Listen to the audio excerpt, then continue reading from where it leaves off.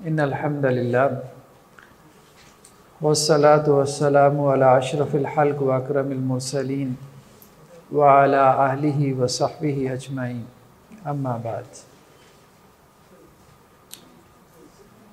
اعوذ باللہ من الشیطان الرجیم، بسم اللہ الرحمن الرحیم۔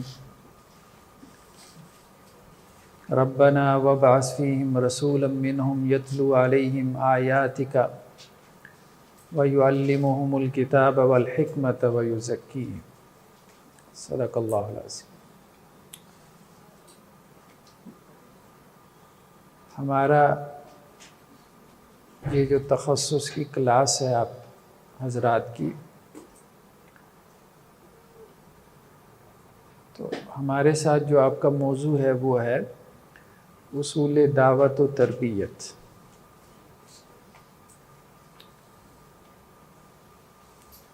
داعی بننے کے لیے کیا چیزیں ضروری ہیں، مربی کیسا ہونا چاہیے۔ دعوت اور تربیت دو ایسے الفاظ ہیں کہ جیسے کل دین ان دو الفاظ میں سمٹ کے آ جاتا ہے۔ دعوت کا مطلب ہے دوسروں کی اصلاح کو فوکس کرنا، دوسروں کو اللہ کے قریب کرنے کی کوشش کرنا، کاوش کرنا۔ اور تربیت کا مطلب ہے کہ خود کی اصلاح کرنا۔ اگرچہ دوسروں کی اصلاح بھی اس میں شامل ہو جاتی ہے، لیکن بیسیکلی تربیت اپنے آپ سے شروع ہوتی ہے۔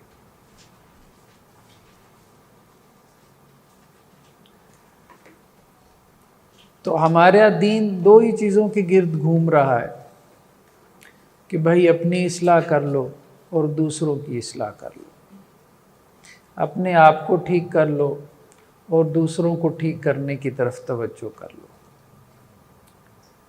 یہ دونوں بہت ضروری ہیں، یہ دونوں کام بہت ضروری ہیں۔ ہمارے معاشرے میں اس حوالے سے دو ایکسٹریمز ملیں گی، دو انتہائیں آپ کو ملیں گی۔ ایک طرف وہ لوگ ہیں جن کا فوکس دعوت ہے لیکن اپنا نفس نظر انداز کر دیا، یعنی ان کا نعرہ یہ ہے کہ پوری دنیا پہ اسلام غالب ہونا چاہیے، لیکن ان کے 5-6 فٹ کے وجود میں اسلام نظر نہیں آ رہا۔ ٹھیک ہے، مطلب پوری دنیا میں وہ خلافت قائم کرنا چاہتے ہیں، لیکن اس طرف توجہ نہیں ہے کہ پہلے وہ خلافت اپنے وجود پہ تھوڑی بہت قائم کر دیں۔ تو ایک طرف تو وہ لوگ ہیں ایک انتہا پہ جو صرف داعی ہیں، یعنی انہیں دوسروں کی اصلاح کی فکر کھائے جا رہی ہے، اپنی طرف کوئی توجہ ہی نہیں ہے۔ سمجھ رہے ہیں نا بات؟ آج ایک مولوی صاحب لگے ہوئے تھے سوشل میڈیا پہ، اب میں نام نہیں لیتا، کہہ رہے تھے کہ مدرسے کا فاسق و فاجر کالج کے متقی اور پرہیزگار سے بہتر ہے۔ ٹھیک ہے، اس حد تک نہیں گرنا چاہیے، اس حد تک نہیں گرنا چاہیے۔ اب اس کے وہ دلائل دے رہے تھے کہ مدرسے کا فاسق و فاجر، گناہگار، بدکار کالج کی متقی اور پرہیزگار سے کیسے بہتر ہے۔ وہ اس پہ پھر دلائل دے رہے تھے، منطق لڑا رہے تھے۔ تو ان دلائل کا خلاصہ یہی تھا کہ وہ دوسروں کی اصلاح پہ لگا ہوا ہے۔ کہنے کا مقصد یہ ہے کہ ایک انتہا یہ ہے کہ آپ نے دوسروں کی اصلاح کو فوکس کر لیا۔ سیرت النبی پہ کانفرنس ہو رہی ہے، یہ سب اب ہمارے مشاہدے کی باتیں ہیں نا۔ سیرت النبی پہ کانفرنس ہو رہی ہے، اب اس میں سینکڑوں لوگ شریک ہیں۔ ظہر کی نماز کے لیے اذان ہوئی تو نماز کے لیے جانے والے 2-4 تھے۔ سمجھ رہے ہیں آپ بات؟ تو کہنے کا مقصد یہ ہے کہ یہ چیز کہ ہم نے سوسائٹی میں بہت مبلغ اور داعی پیدا کر دیے، لیکن ان مبلغین اور داعیین کی تبلیغ اور دعوت خود ان کے اپنے کانوں تک نہیں پہنچی، پوری دنیا تک پہنچ گئی ہے، لیکن انہیں اس دعوت اور تبلیغ کی خود سے ابھی آواز سنائی نہیں دی۔ یہ بہت بڑا المیہ ہے، بہت بڑا المیہ۔ یہی وجہ ہے کہ ہمارے ہاں آپ دیکھ رہے ہیں، مطلب سوسائٹی میں، معاشرے میں، جیسے ایک محاورہ بھی ہے کہ دوسروں کو نصیحت خود میاں فضیحت۔ تو ایسے علماء کی یا ایسے مذہبی لوگوں کی یا ایسے مبلغین اور داعیین کی یا ایسے اسکالرز کی تعداد بدقسمتی سے بڑھتی چلی جا رہی ہے کہ خود ان کا عمل نظر نہیں آتا، لیکن ان کے کہنے پہ عمل کرنے والے بہت ہوں گے، اپنی زندگیاں بدلنے والے بہت ہوں گے۔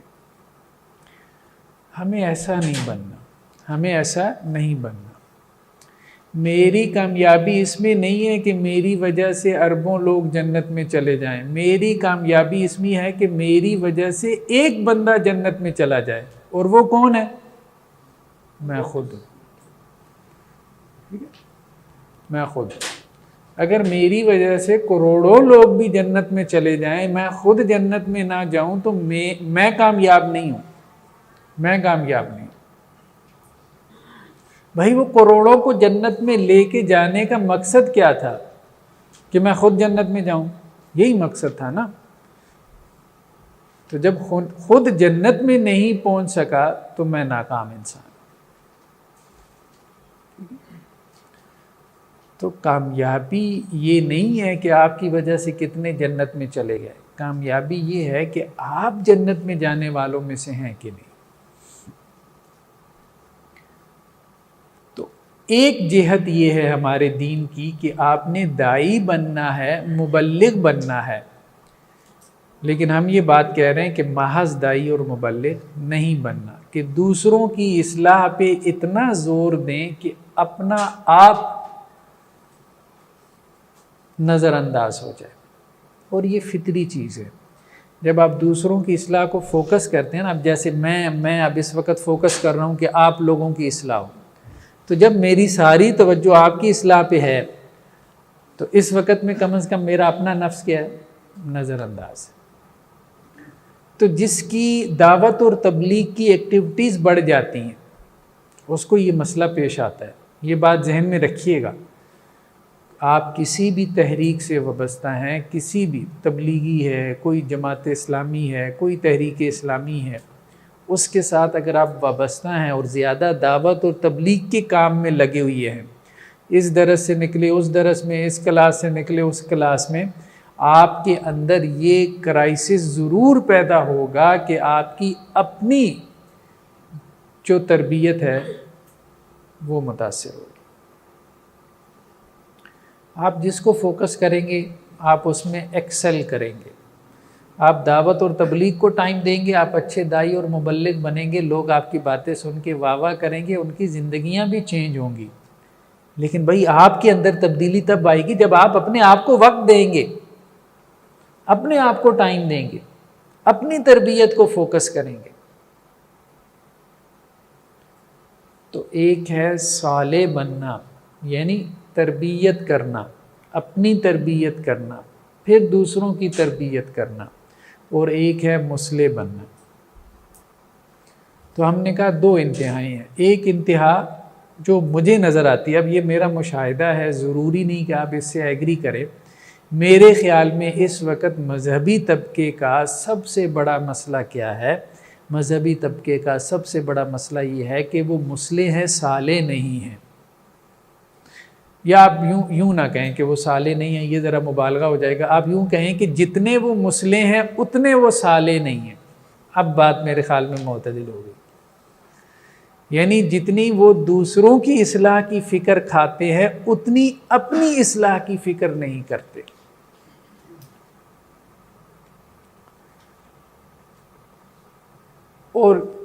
اور اس میں بھی شامل ہوں، ظاہری بات ہے، میں بھی اسی سوسائٹی کا حصہ ہوں، ہم سب ایک ہی لوگ ہیں، ہم اپنا ہی مسئلہ بیان کر رہے ہیں۔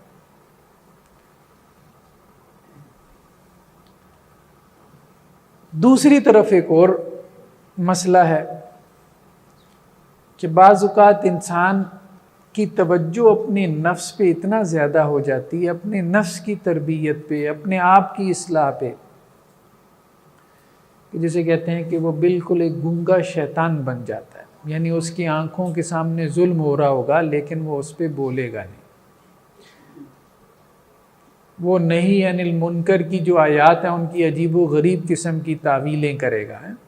ایک بہت بڑے مولانا صاحب، اب میں نام نہیں لیتا، اور یقین مانے میں دھاڑے مار مار کے رو رہا تھا جب وہ تقریر کر رہے تھے، مطلب میری یہ کیفیت تھی، ان کے اس تقریر کے اثر کی وجہ سے میں بالکل ان کے سامنے بیٹھا تھا، ایسے جیسے آپ میرے سامنے بیٹھے ہیں، لیکن جیسے قرآن کی آیت پڑھی یامرون بالمعروف وینہون عن المنکر، تو میں ایک دم سے چونک گیا جب انہوں نے ترجمہ کیا نا، معروف کا حکم دیتے ہیں اور منکر سے رک جاتے ہیں۔ جو اپنے اصلاح کو فوکس کرے گا، اور واقعتاً وہ ان لوگوں میں سے تھے جو اپنی اصلاح کو فوکس کرنے والے تھے۔ اب بات سمجھ رہے ہیں نا، ینہون عن المنکر کا ترجمہ کہ وہ منکر سے رک جاتے ہیں، ٹھیک ہے؟ اب اس کا فوکس اپنا آپ ہے، اس کا یہ ترجمہ نہیں ہے، اس کا ترجمہ تو یہ ہے کہ منکر سے روکتے ہیں۔ تو وہ ایک دوسری انتہا ہے، ایک دوسری انتہا ہے کہ آپ کا اپنا نفس اتنا فوکس ہو جائے، تنہائی کی طرف انسان مائل ہو جائے، بس عبادت میں مصروف رہے، دوسروں کے ساتھ ملنے کو دل نہ کرے۔ اچھا، یہ ہو جاتا ہے، آپ عبادت کے راستے پہ جب چلتے ہیں صحیح معنوں میں، تو آپ تنہائی اور خلوت پسند ہو جاتے ہیں۔ اللہ نے عبادت میں لذت ہی ایسی رکھی ہے، یعنی اپنی عبادت میں، کہ یہ ایک مرتبہ آپ کو اپنی طرف کھینچ لیتی ہے۔ بر صغیر پاک و ہند کے ایک بہت بڑے صوفی کا قول ہے، بہرحال صوفیاء کے قول ہمارے لیے کوئی حجت تو نہیں ہے، لیکن ایک بات قابل غور تو ہو سکتی ہے نا۔ انہوں نے کہا کہ وہ رسول اللہ صلی اللہ علیہ وسلم تھے جو معراج پہ گیا اور واپس آ گئے، ہم میں سے کوئی ہوتا تو واپس نہ آتا۔ تو اللہ سے ملاقات کے بعد، بات سمجھ رہے ہیں نا اس بات کو، اللہ سے ملاقات، سجدے کی لذت ہے، رسول اللہ صلی اللہ علیہ وسلم کہتے ہیں ایمان کی حلاوت یہ کر لو تو ایمان کی حلاوت چکھ لو گے، مٹھاس ہے، جیسے مٹھائی کی مٹھاس محسوس ہوتی ہے، تو وہ اللہ کے رسول، ان کی کیا کیفیات ہوں گی، اللہ سے ملاقات، لیکن واپس آ گئے مخلوق خدا کی اصلاح کی خاطر، وہ سب کیفیات، وہ سب لذتیں کیا وصال کی، تو ہم میں سے کوئی ہوتا تو مطلب اس کو ترجیح دیتا، واپس نہ آتا۔ تو یہ ایک دوسری انتہا ہے، ٹھیک ہے، کہ آپ وہ جو عبادت کی لذت ہے آپ اسی میں کھو جائیں، آپ تسبیحات میں، اوراد و اشغال میں مصروف رہیں، آپ کو اپنی اصلاح کی فکر پڑی رہے، آپ دنیا سے غافل ہو جائیں، تو یار بس دل و چاٹ ہو گیا، کسی کے ساتھ بیٹھنے کو دل نہیں کرتا، سب لوگ ایسے ہیں، سب میں آپ کو کیڑے نظر آتے ہیں، بس تنہائی میں رہیں، اپنا اللہ اللہ کریں۔ اب جیسے صوفیوں میں آپ کو نظر آتی ہے یہ چیز، ان میں سے بعض اس طرف چلے جاتے ہیں جسے ہمارے یہاں رہبانیت بھی کہہ دیا جاتا ہے۔ بیسیکلی یہ دو انتہائیں ہیں کہ محض اپنے نفس کی اصلاح کرنا، اور پھر آپ دیکھیں گے کہ اس میں بھی بعض اوقات نا تکبر پیدا ہو جاتا ہے، یعنی اپنے نفس کی اصلاح کرنا۔ جب آپ اکیلے میں غور کریں گے اپنے نفس میں، آپ کو 1000 برائیاں نظر آئیں گی، آپ کہیں گے دیکھو یار میں نے تو اپنے نفس کی 1000 برائیاں پہچان لیں، تو وہ نفس تکبر سے بھر جائے گا۔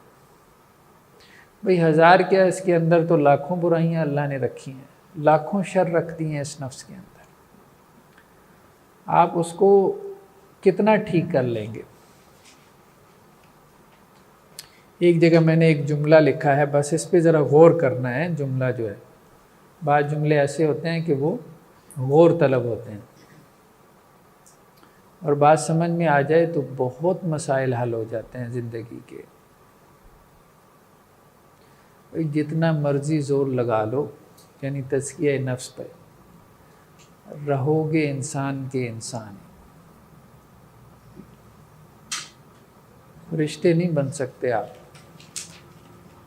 ساری رات عبادت کے لیے کھڑے رہیں، سارا دن روزہ رکھیں، اس کے باوجود آپ سے گناہ ہوں گے، اس کے باوجود آپ سے کوتاہی ہوگی، کیونکہ آپ انسان ہیں۔ اللہ تعالیٰ نے انسان کو ایسا ہی بنایا، کل بنی آدم خطاؤن، تمام کے تمام آدم کے بیٹے خطا کار ہیں۔ صرف خطا کار نہیں ہے، کثرت سے خطا کار ہے۔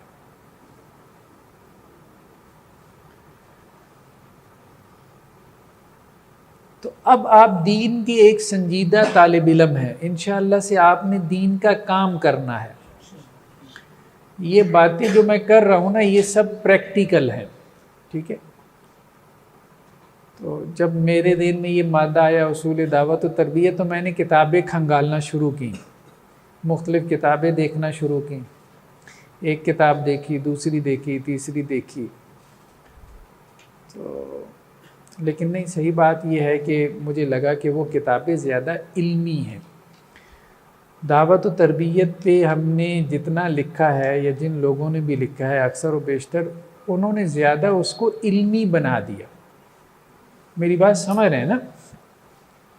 ایک یہ ہے کہ میں تربیت کے موضوع پہ آپ سے گفتگو کروں، آپ کو بتاؤں بھائی تربیت یہ ہوتی ہے، تربیت اس کو کہتے ہیں، تربیت کے اتنے طریقے رائج ہیں، تربیت یوں کرتے ہیں۔ آپ کی انفارمیشن میں اضافہ ہو گیا نا، آپ ماسٹر بن گئے، آپ بھی کہیں جا کے لیکچر دے سکتے ہیں تربیت کے اوپر، لیکن کیا اس سے آپ کی تربیت ہو گئی؟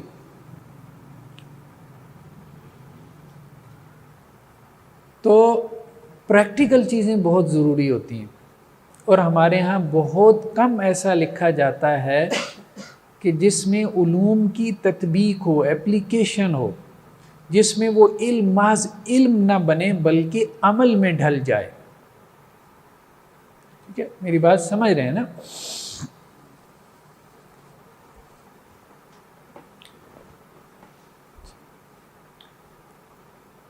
رمضان کے مہینے میں کافی عرصہ، اب مثالوں سے باتیں سمجھاتا ہوں تاکہ بات کو ہم مزید کھولیں نا۔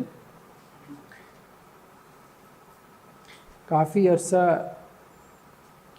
رمضان کے مہینے میں ہمارے جو استاد سے ڈاکٹر اسرار احمد رحمہ اللہ، ان سے ہم نے یہ بات سیکھی کہ رمضان میں ترجمہ قرآن کرنا چاہیے۔ تو جو ایک پارہ تراویح میں پڑھایا جاتا ہے، تو اس ایک پارے کا آپ ترجمہ کریں، لوگوں کو سنائیں۔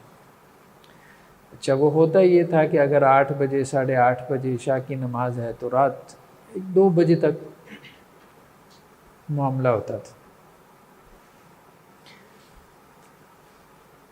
اب شروع میں جوش بھی زیادہ تھا، جذبہ بھی زیادہ تھا، تو اب ویسے آپ کو 1 سال کی ویسے تو وہ کافی مطلب ہر سال کی اپنی ایک داستان ہے، ویسے آپ کے سامنے رکھ رہا ہوں 1 سال کا۔ 1 سال میں نے سمنا آباد میں، اس کو دورہ ترجمہ قرآن کہتے ہیں، کروایا۔ یعنی یہاں سے میں جاتا تھا فیصل ٹاؤن سے سمنا آباد میں، مغرب کے وقت نکل جاتا تھا افطاری کر کے، عشاء کے وقت وہاں پہ پہنچا، نماز پڑھائی، اس کے بعد تراویح اور ان کے ساتھ پورے پارے کی جیسے ترجمہ اور اس کے مختصر حواشی، اور رات کو 1-1:30 بجے فارغ ہوئے۔ اب گھر میں جو ہے وہ جو مسز تھیں وہ اکیلی ہوتی تھیں، تو اب عورتوں کو گھر میں جیسے ڈر لگتا ہے، تو پہلے ان کو میں ان کی بڑی سسٹر کے ہاں چھوڑتا تھا، یعنی جانے سے پہلے، پھر رات کو 2 بجے ان کو ان کی سسٹر کی طرف سے لیتا تھا، تو آپ یوں سمجھ لیں کہ رات اسی میں گزر جاتی تھی۔ 3 بجے گھر پہنچا، اب ایسے میں آپ سوئیں، آدھا گھنٹہ مطلب کیا آپ کی نیند پوری ہونی ہے. پھر اس کے بعد فجر، سحری ہے، فجر ہے. اس کے بعد پھر آپ نے جاب کرنی ہے، اور جاب بھی ٹف ہے، ایک نہیں دو دو جابس تھیں ان دنوں. تو اب تو خیر کافی ریلیکسیشن ہے، سارا دن بھر کی جاب ہے. پھر تیاری بھی کرنی ہے شام رات کو جو پڑھنا پڑھانا ہے.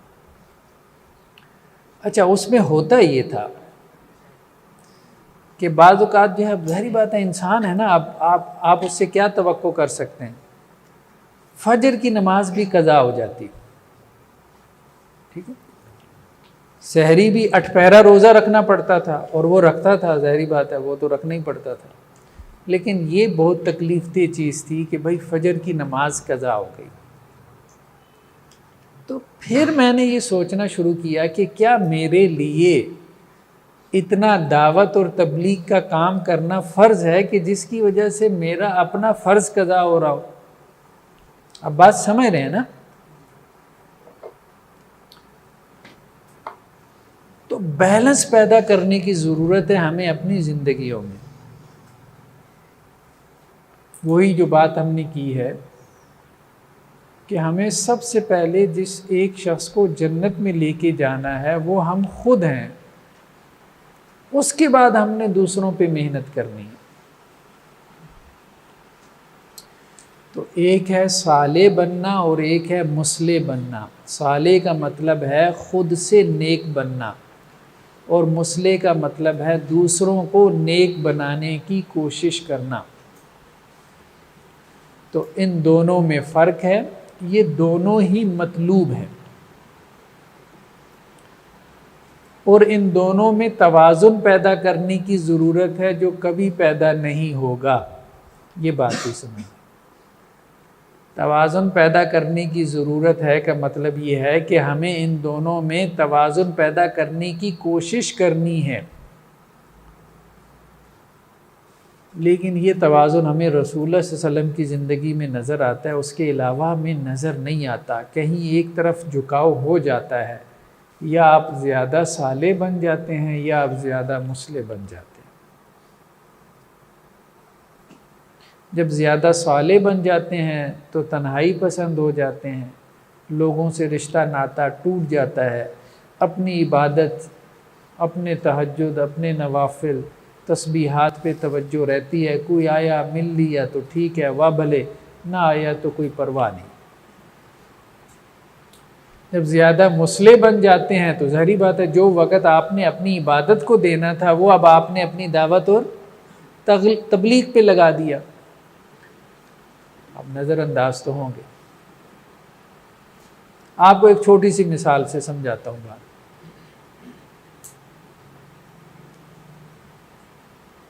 ایک جیسے انسان تجربات کرتے ہیں، میں نے زندگی میں بڑے تجربات کیے، وہ تجربات وقتی ہوتے ہیں. خیر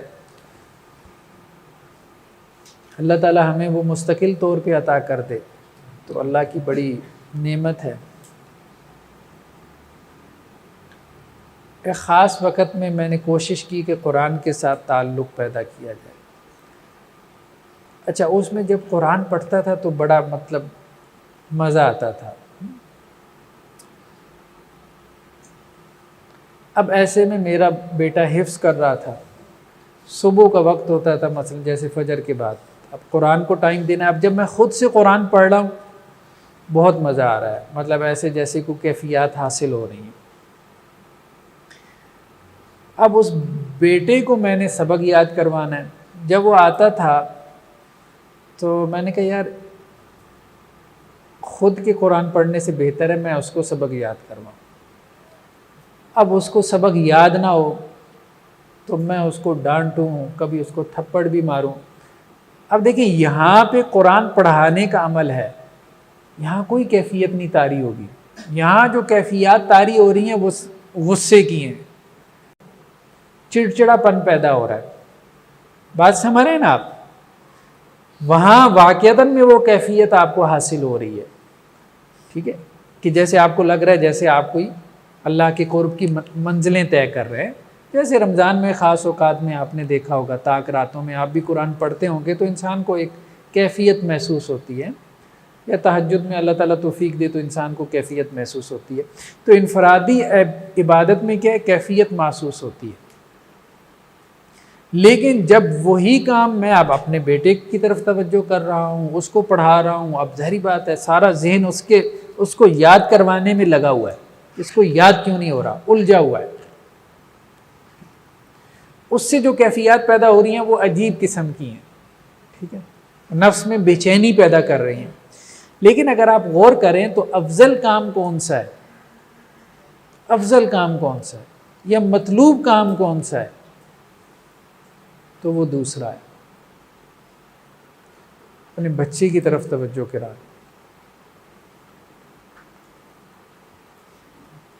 تو صالح بننے کو فوکس کرنا ہے. اب میں بس یہ اعتدال کی بات کر رہا ہوں، کبھی ادھر کبھی ادھر.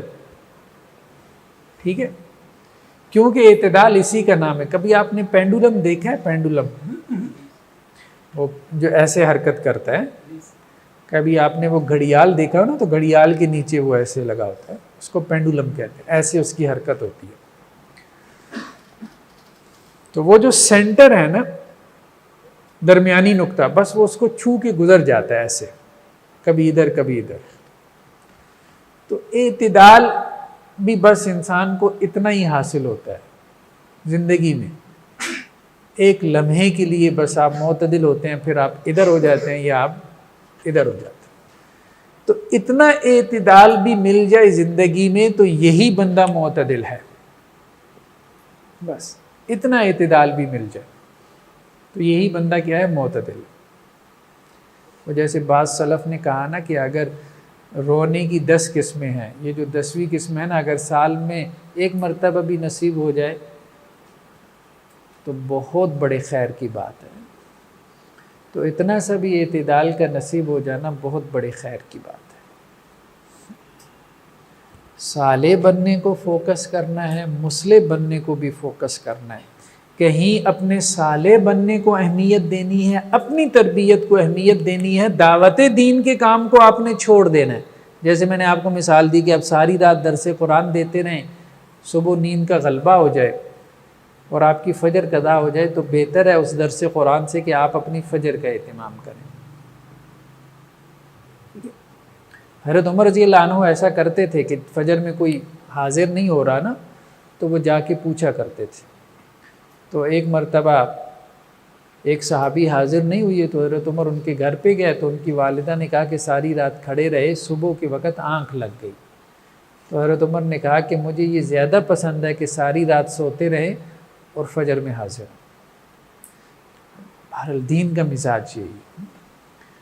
تو بعض اوقات جو ہے آپ کو اپنی دعوت اور تبلیغ کی جو ایکٹیویٹیز ہیں ان کو کم کرنا ہے اور اپنی اصلاح کی طرف توجہ دینی ہے، اپنے آپ کو وقت دینا ہے.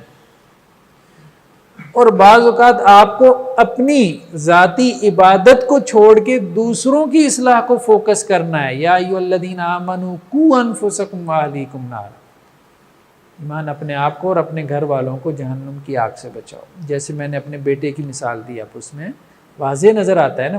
مجھے تو یہی لگتا ہے کہ نہیں، مجھے اپنا پارا چھوڑ کے اس کو یاد کروانا چاہیے. یہی میرے دین کا مطالبہ ہے. بھلے مجھے پہلے سے کیفیات حاصل ہوتی ہیں اور دوسرے میں نہ ہوتی. تو یہ چیز غور و فکر کے ساتھ سوچ سوچ کے جو ہے نا وہ چلنا ہے، تب آپ اعتدال کے اوپر قائم رہیں گے. نہ نرا صالح بننا ہمارے لیے مفید ہے، نہ نرا مصلح بننا ہمارے لیے مفید ہے. ٹھیک ہے، تو نہ نرا دائی کسی کام کا ہے. ٹھیک ہے، ہم نے وہی بات کہی ہے نا کہ اگر اس کی وجہ سے ہزاروں لاکھوں بھی جنت میں چلے جائیں تو وہ تو ناکام ہے اگر وہ خود نہیں جا رہا. اور نہ یہ کہ خود تو جنت میں جا رہا ہو. اب دیکھیں نا، مطلب ہمارے معاشرے میں عجیب و غریب قسم کے کریکٹر پائے جاتے ہیں نا جو ہم نے پیدا کر دیے.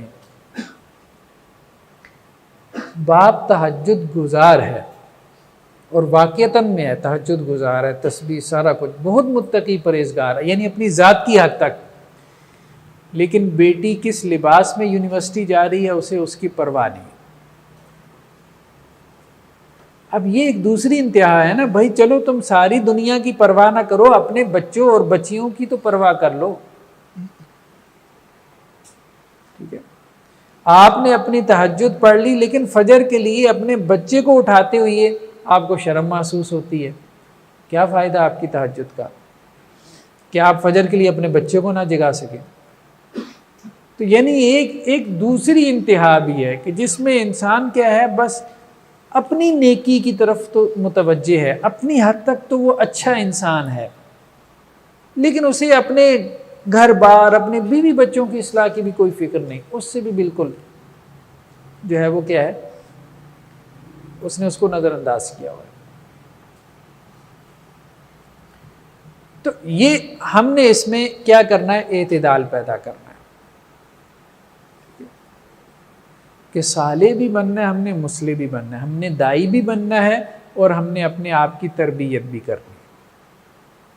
ایک بات تو یہ ہوگی کہ کرنے کے دو کام ہیں، دعوت بھی اور تربیت بھی. دعوت کا آغاز دوسروں سے ہوگا، لیکن یہ ہے کہ اپنے آپ کو بھی دعوت دینی ہے. تربیت کا آغاز اپنے آپ سے ہوگا، دوسروں کی بھی تربیت کرنی ہے. ٹھیک ہے، تو دعوت دینے والا دائی ہے، تربیت کرنے والا مربی ہے. اب دوسری بات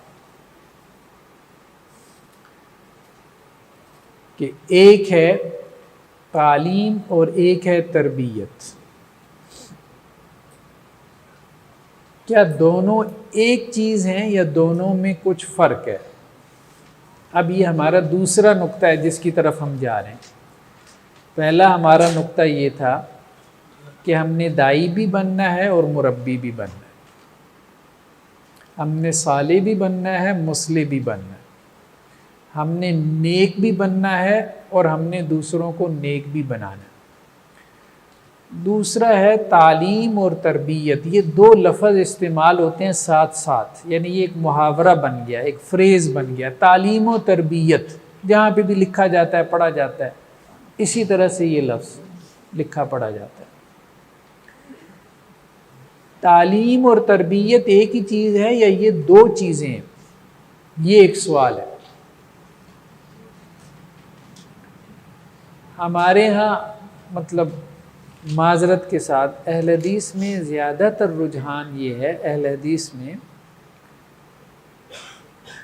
کہ تعلیم اور تربیت ایک ہی چیز ہے. یعنی وہ تربیت کو کوئی علیحدہ شے نہیں سمجھتے. عام طور پہ سوچ یہ ہے کہ اگر آپ کسی کو کہیں کہ جی اپنی تربیت کرنی ہے، تو وہ کہیں بھائی بس کتاب و سنت پڑھ لو، قرآن پڑھ لو، حدیث پڑھ لو، آپ کی تربیت ہو جائے گی. آپ بات سمجھ رہے ہیں نا؟ اگر ہم یہاں آج حدیث کی کسی کتاب سے باب التہجد کا مطالعہ کریں، مثال کے طور پہ تہجد کی حدیثیں پڑھ لیں، 15-20 جتنی بھی ہیں، 40-50 پڑھ لیں، تو کیا آپ تہجد پڑھنے والے بن جائیں گے یا میں تہجد پڑھنے والا بن جاؤں گا؟ تعلیم تو ہو گئی نا کہ تہجد کیا ہے، اس کی فضیلت کیا ہے. یہی ہمارا المیہ ہے. مدارس میں تربیت کو فوکس نہیں کیا گیا، صرف تعلیم کو فوکس کیا گیا ہے. وہ تعلیم کو فوکس کرنے کی وجہ سے وہ معلم تو اچھے بن جاتے ہیں، انہیں علم تو حاصل ہو جاتا ہے، لیکن وہ اچھے مسلمان، مطلب معذرت کے ساتھ اس طرح کے اچھے مسلمان نہیں ہوتے جیسے کہ ہونا چاہیے.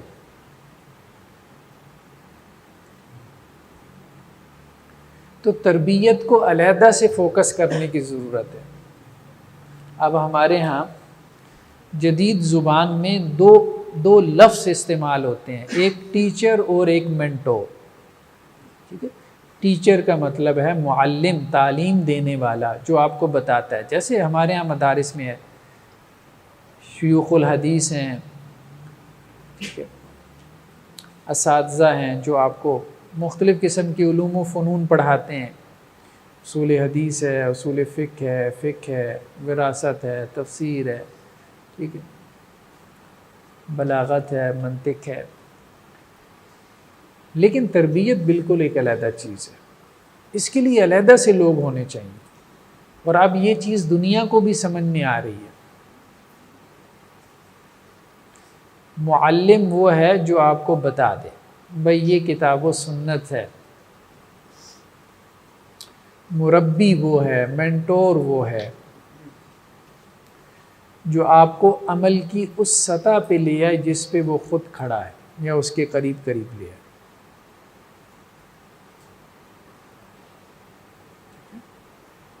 یعنی معلم کی صحبت میں آپ بیٹھیں گے تو اس کا علم آپ تک پہنچے گا. سمجھ رہے ہیں بات؟ مربی کی صحبت میں آپ بیٹھیں گے تو اس کا عمل آپ کے اندر منتقل ہوگا.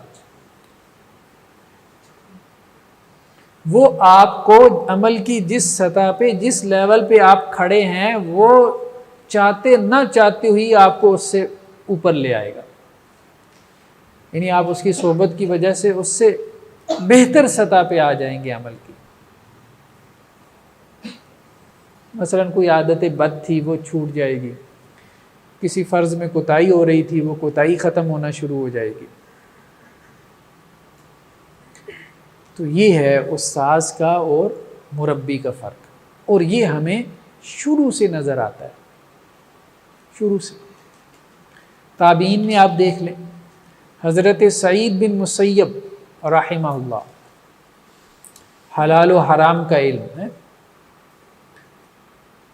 معروف یہی تھا کہ تابعین میں سب سے زیادہ حلال و حرام کا علم رکھنے والے یہ تھے، اور لوگ فتاویٰ کے لیے ان کی طرف رجوع کرتے تھے. ان کی مجلسیں فتوے کی مجلسیں ہوتی تھی، اگرچہ وہ خود بھی بہت متقی آدمی تھے. تو ایک ٹیچر اپنی ذات کی حد تک متقی پرہیزگار ہو سکتا ہے. میری بات سمجھ رہے ہیں نا؟ ایک ٹیچر، ایک معلم اپنی ذات کی حد تک بہت متقی پرہیزگار ہو سکتا ہے. لیکن ہم یہ کہہ رہے ہیں کہ وہ مربی ہے کہ نہیں ہے. ہو سکتا ہے جو شیخ الحدیث آپ کو صحیح بخاری پڑھا رہے ہوں وہ رات کا 1/3 حصہ تہجد میں گزارتے ہوں، لیکن کیا وہ کلاس میں بچوں کی تربیت کو اس طرح سے فوکس کرتے ہیں کہ بچے بھی تہجد گزار بن جائیں؟ یہ اور بات ہے. ٹھیک ہے، تو ہم یہ کہہ رہے ہیں کہ مربی ہونے کی کمی ہے. تو حضرت سعید بن مسیب بہت بڑے عالم دین تھے، فقیہ تھے، اور بہت نیک انسان بھی تھے، یعنی نیکی میں بھی ان کو. لیکن جب مربی کی بات آتی ہے تو حضرت حسن بصری کا نام لیا جاتا ہے. ٹھیک ہے، وہ بھی جلیل القدر تابعین میں سے ہیں. یعنی ان کی مجالس میں آپ دیکھتے ہیں کہ تزکیہ نفس یا ان کی کوٹیشن اقتباسات جب آپ کے سامنے آئیں گے تو وہ ایسی گہری باتیں ہوتی ہیں کہ وہ ایک ایک بات انسان کو اندر تک ہلا کے رکھ دیتی ہے. تو مربی بالکل فرق، اور یہ چیز ہمیں آج کے دور تک مطلب نظر آتی ہے. حضرت شاہ اسماعیل شہید رحمہ اللہ، آپ میں سے سارے لوگ جانتے ہوں گے ان کو. حضرت شاہ اللہ دہلوی رحمہ اللہ علیہ کے پوتے تھے، اور ان کی کتاب جو عام طور پہ نصاب میں ہے، تقویت الایمان، توحید کے موضوع پہ. تو یہ بیعت ہوئے تھے، یہ تحریک جہاد جو تھی، جو سکھوں کے خلاف، پنجاب میں سکھوں کی حکومت تھی نا، تو ان کے خلاف انہوں نے جہاد شروع کیا تھا انگریز کے دور میں سکھوں کے خلاف. تو حضرت شاہ اسماعیل شہید رحمہ اللہ انہوں نے بیعت کی تھی سید احمد بریلوی شہید رحمہ اللہ کی. اس لیے ان کی تحریک، یہ جو تحریک جہاد تھی، یہ تحریک شہیدین بھی کہلاتی ہے، کیونکہ دونوں ہی شہید ہو گئے بالا کوٹ کے مقام پہ. وہ ایک تاریخ کا حصہ ہے. لیکن ابھی جو ہم بات کرنے جا رہے ہیں اس کو سمجھیں. جب یہ تحریک، یہ بہت لمبا چوڑا سفر طے کر کے یہ پشاور میں گئے تھے، اور پشاور کو انہوں نے ہیڈ کوارٹر بنایا تھا. اور وہ سفر انہوں نے اس دور میں کیا گھوڑوں خچروں کے اوپر، پہاڑی سفر. تو اب وہاں پہ معاملہ یہ ہوتا تھا کہ ظہر کی نماز اور عصر کی نماز کے بعد درس ہوتا تھا. تو ایک درس ہوتا تھا جو شاہ اسماعیل شہید رحمہ اللہ علیہ دیتے تھے، اور وہ درس وہ دیتے تھے بطور معلم کے، کیونکہ وہ استاذ بہت اچھے تھے، عالم بہت اچھے تھے۔ شاہ اللہ دہلوی رحمہ اللہ علیہ کے خانوادے سے ان کا تعلق تھا۔ تو جب وہ درس دیتے تھے حضرت شاہ اسماعیل شہید رحمہ اللہ، تو سید احمد بریلوی ان کے سامنے بیٹھتے تھے ان کا درس سننے کے لیے، ٹھیک ہے۔ اور ایک درس پھر سید احمد بریلوی رحمہ اللہ علیہ دیتے تھے، اور پھر شاہ اسماعیل شہید ان کے سامنے بیٹھے ہوتے تھے، اور سید احمد بریلوی جب درس دیتے تھے تو وہ بطور مربی کے دیتے تھے۔ تو مدرس میں اور مربی میں بہت فرق ہے۔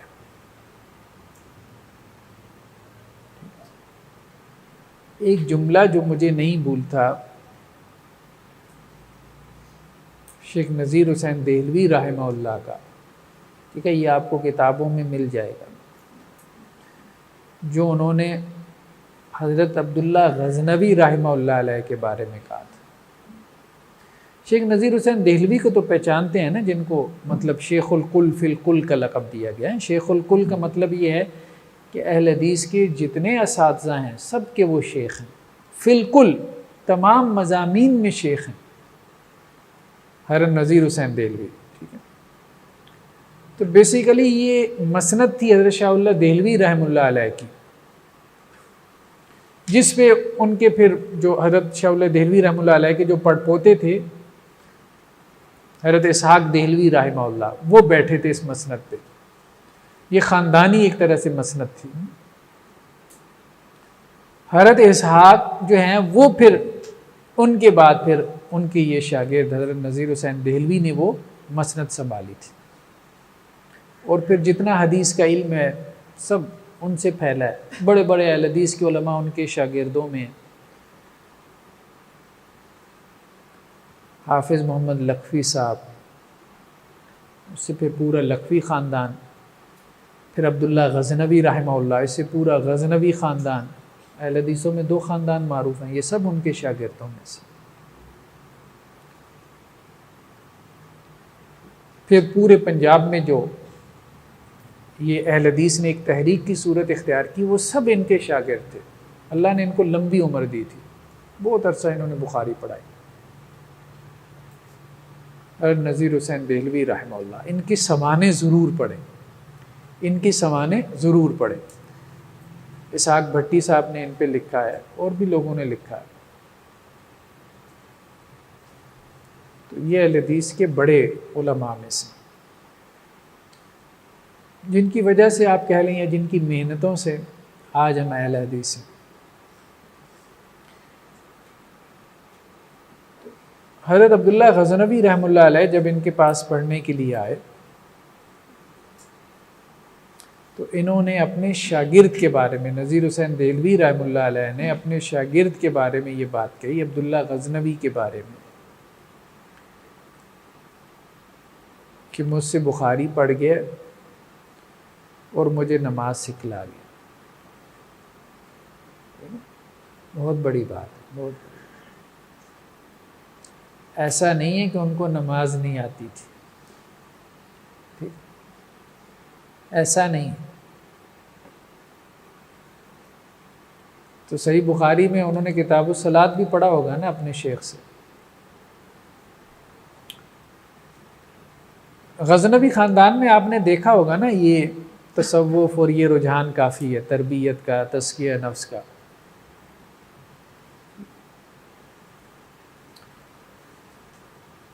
تو وہ اصل میں اچھا یہ بیعت بھی تھے، یہ عبداللہ غزنوی یہ بیعت بھی تھے، حبیب اللہ قندھاروی سے بیعت تھے۔ بعض اہل حدیث علماء ہمارے ہاں بیعت ارشاد کرتے رہے، تو بہت رغبت تھی ان کی نا نماز میں اور احسان کی کیفیات میں۔ تو ان کی نماز اصل میں دیکھ کے ان کے استاد نے یہ جملہ کہا تھا، ان کی نماز دیکھ کے، کہ مجھ سے بخاری پڑھ گیا اور مجھے نماز سکھلا۔ تو مربی ہونا، ابھی ہم یہ بات کہہ رہے ہیں کہ ایک معلم ضروری نہیں کہ وہ مربی ہو، اور ایک معلم اگر مربی بھی ہے تو بہت اچھی بات ہے. اگر اللہ نے آپ کو ایسا معلم دے دیا جو کہ مربی بھی ہے، اور ایسا کم ہوتا ہے، اس سے بڑی کوئی بات نہیں ہے، اس سے بڑی کوئی خیر کی چیز نہیں ہے. لیکن یہ دو چیزیں ہیں، اس بات کو اچھے طریقے سے ذہن میں بٹھانا ہے، تعلیم اور تربیت. آپ نے معلم بھی بننا ہے، آپ نے مربی بھی بننا ہے، آپ نے تعلیم کا کام بھی کرنا ہے، آپ نے تربیت کا کام بھی کرنا ہے. ہمارے مدارس نے فوکس کیا ہوا ہے معلم اور مدرس پیدا کرنا، اور معلم اور مدرس بہت نکل رہے ہیں، لیکن مربی نہیں نکل رہے، مزکی نہیں نکل رہے، تزکیہ نفس کرنے والے آپ کو نہیں ملتے، تربیت کرنے والے نہیں ملتے. آپ کسی ایک کو بتا دیں، ابھی جا کے کہیں، کسی عالم دین سے مسئلہ پوچھیں، آپ وہ مسئلہ فوراً بتا دے گا. ٹھیک ہے،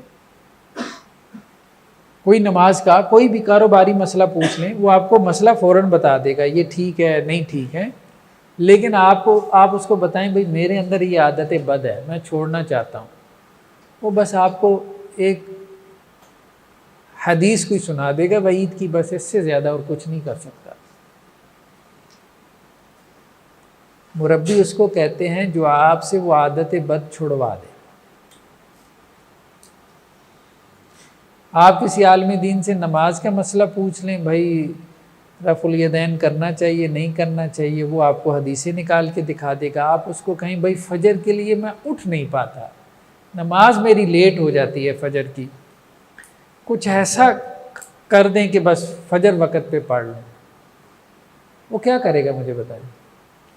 یا آپ کو اگر کوئی کہے، کوئی اسٹوڈنٹ، کوئی نوجوان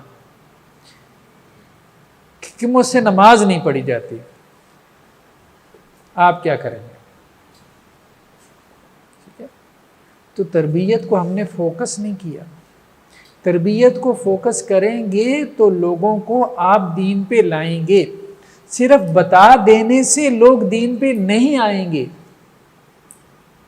کیونکہ ہمیں بھی بہت ساری چیزوں کا علم ہے، لیکن ہم ان پہ عمل نہیں کر رہے. دوسروں کو بھی دین پہ لانا ہے، اپنے آپ کو بھی دین پہ لانا ہے. یہ بیسیکلی تربیت کا موضوع ہے. یہ چیز ذہن میں بیٹھے گی تو پھر بات آگے چلے گی کہ تربیت تعلیم سے علیحدہ ہے، اور مجھے تعلیم کے ساتھ ساتھ تربیت کو بھی فوکس کرنا ہے. مجھے یہ جاننا ہے کہ تربیت کیسے ہوتی ہے، تربیت کیسے کی جا سکتی ہے، اپنے آپ کی بھی اور دوسروں کو.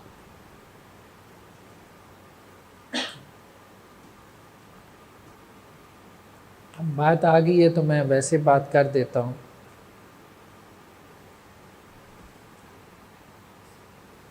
اب جیسے کچھ نوجوان مجھ سے رابطہ کرتے ہیں اور وہ کہتے ہیں کہ ہمیں ایک بری عادت لگ گئی ہے. وہ بری عادت کیا ہے؟ فحش ویب سائٹس دیکھنے کی، فحش ویڈیوز دیکھنے کی، مطلب جو کچھ انٹرنیٹ پہ غلط ویڈیوز پڑی ہوتی ہیں، وہ ہمیں عادت پڑ گئی ہے. اب وہ عادت چھوٹ نہیں رہی، اور بعض کا وہ عادت ایسی پختہ ہو جاتی ہے. اب آپ اس کو کہیں نا شادی کر لیں تو وہ کہتے ہیں شادی بھی کر لی ہے میں نے، میرے تو بچے بھی ہیں، اب بھی عادت نہیں جا رہی. بات سمجھ رہے ہیں؟ اب آپ کے پاس اس کا کیا حل ہے؟ آپ زیادہ سے زیادہ اس کو یہی کہہ سکتے تھے نا بھائی شادی کر لو، پر شادی تو کر لی. اب میں چھوڑنا چاہتا ہوں. میں نے آپ سے رابطہ اسی لیے کیا ہے کہ میں اس کو چھوڑنا چاہتا ہوں، ورنہ تو دیکھیں ہزاروں لوگ ہیں انہیں کوئی پرواہ ہی نہیں، وہ آپ سے پوچھتے ہی نہیں. تو ایک بات تو یہ بھی ذہن میں رکھنی ہے، جب بھی کوئی نوجوان آپ سے رابطہ کرے اس حوالے سے کہ اپنی کوئی کمزوری کوتاہی بیان کرے، تو ڈانٹ ڈپٹ نہیں کرنی اس کو. ٹھیک ہے، بس یہی سمجھنا ہے کہ یار میں بھی اس کے جیسا گناہ گار. ٹھیک ہے، میرے گناہ اس کے سامنے نہیں ہیں، اگر اس نے مجھ سے شیئر کرتی ہیں حکمت کے ساتھ، وزڈم کے ساتھ. بہت ضروری ہے، بہت ضروری ہے۔ یقین مانے بعض اوقات تو لوگ سوال کرتے ہیں، سوال کرنے سے پہلے پوچھتے ہیں آپ سب ناراض تو نہیں ہوں گے؟ بھائی ہم نے کیا ناراض ہونا ہے، کیونکہ ان کا ایکسپیرینس یہی ہے۔ بات سمجھ رہے ہیں کہ کسی مولانا مفتی صاحب سے پوچھ لیا تو اس نے فوراً فتویٰ جڑ دینا ہے۔ تو میں تو یہی کہتا ہوں کہ بھائی اگر آپ کسی غلط عادت میں پڑے ہوئے ہیں اور آپ پوچھ رہے ہیں تو یہ تو آپ کے ایمان کی نشانی ہے کہ آپ پوچھ رہے ہیں۔ پتہ نہیں کتنے ہزاروں ہیں جو مجھے فون ہی نہیں کرتے یا کسی اور سے پوچھتی نہیں، انہیں کوئی پرواہ ہی نہیں ہے۔ آپ کم از کم ان میں سے تو بہتر ہے نا، جس نے رابطہ کر لیا، جسے کوئی فکر ہے کہ بھائی میری کیا ہے، اصلاح ہونی چاہیے اور یہ عادت مجھ سے جا نہیں رہی، اب مجھے کسی بندے سے مشورہ لینا ہے جو مجھے کوئی مشورہ دے دے، کوئی ایسی بات کر دے کہ میں اس پہ عمل کروں۔ بات سمجھ رہے؟ تو تربیت بالکل اور چیز ہے۔ ہم لوگوں نے یعنی مذہبی طبقے نے تربیت کو فوکس نہیں کیا، ہم نے بس چیزیں پھینکنے کی کوشش کیا، بھئی یہ قرآن ہے، یہ حدیث ہے، یہ قرآن ہے، یہ حدیث، بس عمل کر لو، عمل کر لو۔ بات یہ ہے کہ وہ عمل تو خود ہم سے نہیں ہو رہا ہوتا، تو ہم دوسرے سے کیا توقع کر رہے ہیں جو ہم سے برے ماحول میں بیٹھا ہے کہ وہ عمل کر لے گا۔ بہت دفعہ تو ہم سے عمل نہیں ہو رہا ہوتا، تو ہم اس تقویٰ کی امید دوسرے سے کیا رکھیں گے کہ جس تقویٰ پہ ہم خود نہیں چل پا رہے، جو تقویٰ ہم اپنی زندگی میں نہیں لا پا رہے، ہم دوسروں سے اس کی کیا امید رکھیں؟ تو اس کو فوکس کرنا ہے، اپنی تربیت کو بھی اور دوسروں کی تربیت کو بھی، اور دوسروں کی تربیت کو بھی فوکس کرتے ہوئے حقیر نہیں سمجھنا، انسان سمجھنا ہے، ٹھیک ہے، اپنے سے بہتر مسلمان سمجھنا ہے، پھر ان کی تربیت کو فوکس کرنا، پھر جا کے آپ ان کی تربیت کے قابل اور اہل ہوں۔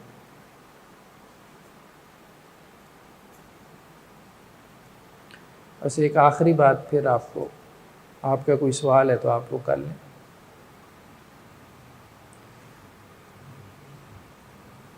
مختلف لوگ ہیں ہمارے ہاں سوسائٹی میں، کوئی مثال دینے میں حرج نہیں ہے۔ دیوبند میں ایک ان کے آپ کہہ لیں کہ تصوف کے حلقوں میں ایک معروف شخصیت ہے، معاصر یا ماضی قریب کی آپ کہہ لیں، حضرت شاہ عبد القادر رائے پوری رحمہ اللہ۔ بڑے بڑے دیوبند کے علماء ان کے پاس جاتے تھے، ان سے بیعت ہوتے تھے، جیسے مولانا منظور نعمانی ہیں، مولانا ابو الحسن علی ندوی ہیں، علی میاں جنہیں کہتے ہیں رحمہ اللہ۔ تو وہ مطلب ان کا اچھا ذوق تھا تربیت کا۔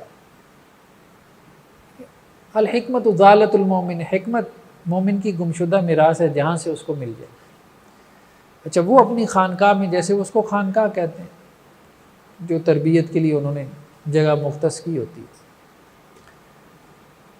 اب کوئی بندہ آیا، جیسے کوئی آیا کہ جی حضرت میرا نماز میں نا توجہ نہیں لگتی، سب کا یہ مسئلہ ہے نا، میرا مسئلہ بھی ہے، نماز میں توجہ نہیں لگتی، آپ کا بھی ہے، ٹھیک ہے۔ اب آپ مولوی صاحب سے پوچھیں گے تو وہ کیا جواب دے گا؟ بھئی یہ دعا پڑھ لو اور پھونک مار لو۔ سمجھ رہے ہیں بات؟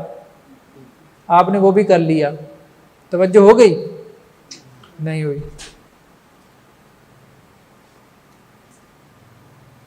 آپ اس مولوی صاحب سے پوچھیں کہ بھائی آپ تو یہ کہہ رہے تھے کہ پھونک مارو ہو جائے گی، آپ ذرا اپنے آپ پہ پھونک مار کے مجھے بتائیں کہ آپ کی ہو جاتی ہے؟ ہم یہ نہیں کہہ رہے کہ حدیث میں یہ نہیں ہے، حدیث میں یہ ہے۔ بات یہ ہے کہ ہم نے اس کو علم کے پرسپیکٹو میں سمجھا ہے، کبھی ہم نے اس کو تربیت کے پرسپیکٹو میں سمجھا ہی نہیں ہے اس بات کو۔ وہ ان صحابی کے پھونک مارنے سے واقعتاً ان کو خیال نہیں آیا، یہ بات بالکل درست ہے، لیکن ہم سب کو آتا ہے۔ ہم 10 دفعہ پھونکے مارتے ہیں، اس کے باوجود بھی آتا ہے، کیوں؟ سوال ہے نا، آپ نے اس پہ غور کرنا ہے، اس کا جواب میں نہیں دے رہا، یہ سوال تو میں آپ کے لیے چھوڑ رہا ہوں، آپ کو بس میں واقعہ سنا رہا ہوں۔ جب ان کے پاس کوئی بندہ آتا تھا حضرت عبد القادر رائے پوری رحمہ اللہ، اس نے ایسے کہا کہ حضرت نماز میں توجہ یکسوئی نہیں، بھائی ایسا کرو وضو کر کے آ جاؤ ذرا، ہاں چلو ادھر جا کے ذرا کونے میں 2 رکعتیں پڑھ کے آؤ، 2 رکعتیں پڑھ کے آ گیا۔ اچھا بھائی، ہاں 2 رکعتیں پڑھ کے آ گیا، جی کوئی خیال آیا تھا؟ جی حضرت خیال آیا تھا. اچھا ذرا 2 رکعتیں دوبارہ پڑھ کے آؤ. دوبارہ پڑھ کے آؤ. ہاں بھائی آگے ہو آگے. کوئی خیال آیا تھا؟ جی آیا تھا. ذرا 2 رکعتیں دوبارہ پڑھ کے آنا. سمجھ رہے بات؟ یہ ہے تربیت. یہ ہے تربیت. مربی آدمی جو ہے وہ تربیت کرتا ہے، وہ صرف تعلیم کا کام نہیں کرتا. سمجھ رہے میری بات؟ اور تربیت جب انسان کرتا ہے تو پھر اسے سمجھ میں آتا ہے کہ مجھے تربیت کیسے کرنی، لوگوں کی مجھے کیسے اصلاح کرنی ہے، اپنی اصلاح کیسے کرنی. صرف تعلیم سے تربیت نہیں ہو جاتی. جی اب کوئی سوال ہو تو کر لیں. ہیں سر آپ نے بات کی کہ مدارس کے اندر معلم ہے مربی نہیں. صحیح سم ٹائم ایسے ہوتا ہے کہ بچے مربی بننا چاہ رہے ہوتے ہیں، مطلب مربی کو شیپ اپنے اندر ڈالنا چاہ رہے ہیں، لیکن مدارس کے اساتذہ صحیح ظہر تک پڑھاتے ہیں، اس کے بعد اپنے گھروں کو چلے جاتے ہیں.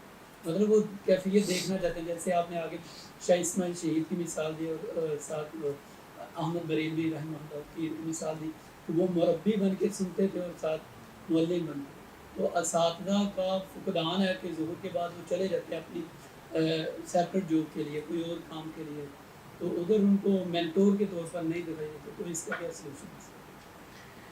دیکھیں بات یہ ہے کہ یہ ایک کمی ہے. ہم نے کہا کہ اکثر و بیشتر جو ہمارے معلمین ہیں نا، وہ آپ کو وقت دے بھی دیں گے تو وہ مربی نہیں ہیں. وہ مربی نہیں. میں یہ نہیں کہہ رہا کہ وہ بن نہیں سکتے. ہمارے پورے نظام میں تربیت نہیں ہوئی. انہوں نے اپنے بڑوں سے معلم بننا ہی سیکھا ہے. سمجھ رہے ہیں بات؟ تو اس لیے وہ جو انہوں نے سیکھا ہے وہ اسی کو آگے کیا ہے منتقل کر رہے ہیں. اب ہمیں ایک پوری نسل کی تربیت کرنی ہے، ان کو مربی بنانا ہے. جب ہم مربیین کی ایک تعداد پیدا کر دیں گے تو یہ پھر آگے مربی پیدا کریں گے. یہ پھر انشاءاللہ سے آگے مربی پیدا کریں گے. میں نے کہا ہمارے مدارس کے جو اساتذہ ہیں وہ بہت متقی اور صالح ہیں، ٹھیک ہے، لیکن وہ اچھے مربی نہیں ہے. وہ بہت اچھے مدرس ہے، بہت اچھا مربی ہونے کا مطلب کیا ہے؟ چینج آئے، تبدیلی آئے آپ کے شاگرد میں. تو ان کے شاگرد اچھے مناظر ہیں، اچھے محقق ہیں، اچھے ریسرچر ہیں، اچھے دائی ہیں، اچھے خطیب ہیں، سارا کچھ ہیں، لیکن کیا نہیں ہے؟ مربی نہیں ہے، صالح نہیں ہے جیسا صالح ہونا چاہیے. اس کے لیے کیا لہر عمل اپنایا جا سکتا ہے کہ پیدا کر سکیں؟ دیکھیں سب سے پہلے تو خود کو فوکس کریں. سب سے پہلے تو آپ دنیا میں یہ دیکھیں، تعلیم تو اب آپ کے پاس ہے، کتاب و سنت آپ کو ضرورت نہیں ہے. آپ نے ماشاءاللہ اپنے اساتذہ سے بہت کچھ پڑھ لیا، ہم آپ کو کیا بتائیں گے. آپ یہ دیکھیں کہ دنیا میں کن لوگوں نے تربیت کا کام کیا، بڑے بڑے ڈسپلنس کون سے ہیں. مثال کے طور پہ تصوف والے کہتے ہیں، مثال کے طور پہ وہ یہ کلیم کرتے ہیں کہ جی ہم تربیت کا کام کرتے ہیں. آپ ان سے ایگری نہ کریں، لیکن اسٹڈی تو کریں، اسٹڈی تو کریں، مطالعہ تو کریں، پوری تحریک تصوف کا مطالعہ کریں، تنقیدی نگاہ سے مطالعہ کریں.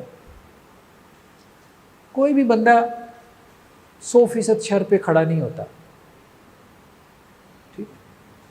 اسی طرح سائیکالوجی والے ہیں، آپ دیکھیں وہ یہ کہتے ہیں ہم تربیت کرتے ہیں. ماڈرن سائیکالوجی والے، جدید نفسیات والے، مغرب میں تو یہی ہے، تربیت کے لیے سائیکالوجی استعمال ہوتی ہے، سائیکالوجسٹ ہوتے ہیں.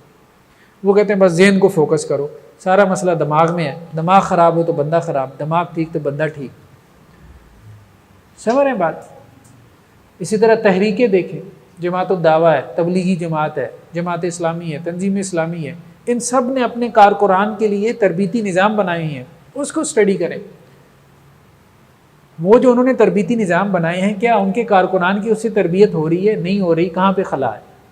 تو ایک بات تو یہ ہے کہ جو لوگ یہ کام کر رہے ہیں تربیت کا، جن کا یہ دعویٰ ہے، مدارس بیسیکلی تعلیم کی فیکٹریاں ہیں، تعلیم کی نرسری ہیں، تربیت کی نہیں. تربیت آپ کہہ سکتے ہیں تحریکوں نے یہ دعویٰ کیا ہے.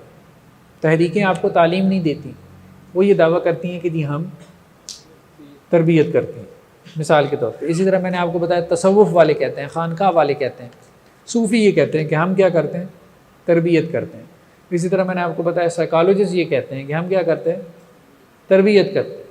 تو جو لوگ تربیت کر رہے ہیں آپ ان کے نظاموں کو اسٹڈی کریں، پھر اس کو کتاب و سنت پہ پیش کریں، پھر اب آپ بتائیں اور اب آپ سوچیں کہ جی اب ہم کیا کر سکتے ہیں اس معاملے. آپ نے تبلیغی جماعت کی سے مثال دی، پھر آپ نے کہا کہ پینڈولم کی ایک مثال بیلنس کے طور پر، اور اگر میں فرض کیا میں نے 3 دن لگائے ہیں تبلیغی جماعت میں، وہ یہ کہتے ہیں کہ 90% خود کی اصلاح، تو 10% ہم ادھر لوگوں کی اصلاح کرتے ہیں، دائی بنتے ہیں. تو کیا آیا کہ اس میں ہم کیسے بیلنس رکھ سکتے ہیں کہ باہر نکل کے اگر جماعت میں جاتے ہیں تو مطلب کہ کیسے بیلنس کریٹ ہو سکتا ہے؟ دیکھیں بات یہ ہے کہ بیلنس تو وہی ہم نے کہا ہے کہ بس ایک لمحے کے لیے آپ کو حاصل ہوتا ہے، اس کے علاوہ کچھ نہ کچھ جھکاؤ رہ جاتا ہے. بس اتنا کوشش کرنی چاہیے، اتنی کوشش کرنی چاہیے کہ جب آپ دعوت اور تبلیغ کے کام میں ہیں تو اس وقت احسان کی کیفیت پیدا کرنے کی کوشش کریں. جب آپ عبادت اور تسبیح اور اس میں مصروف ہیں تو اس وقت احسان کی کیفیت پیدا کرنے کی کوشش کریں. تو بیسیکلی تو احسان ہے. کھانے کا وقت تو نہیں ہو گیا، یہ بھی ایک اہم نقطہ ہے، نماز کے بعد ہی ہے. میں نے کہا ہاں اگر کھانے کا وقت ہو گیا ہے تو یہ بھی بہت ضروری ہے. اچھا ایک آپ کو ایک اور روایت بھی سنا دوں، اس سے بھی تربیت ہوگی آپ لوگوں کی ہیں.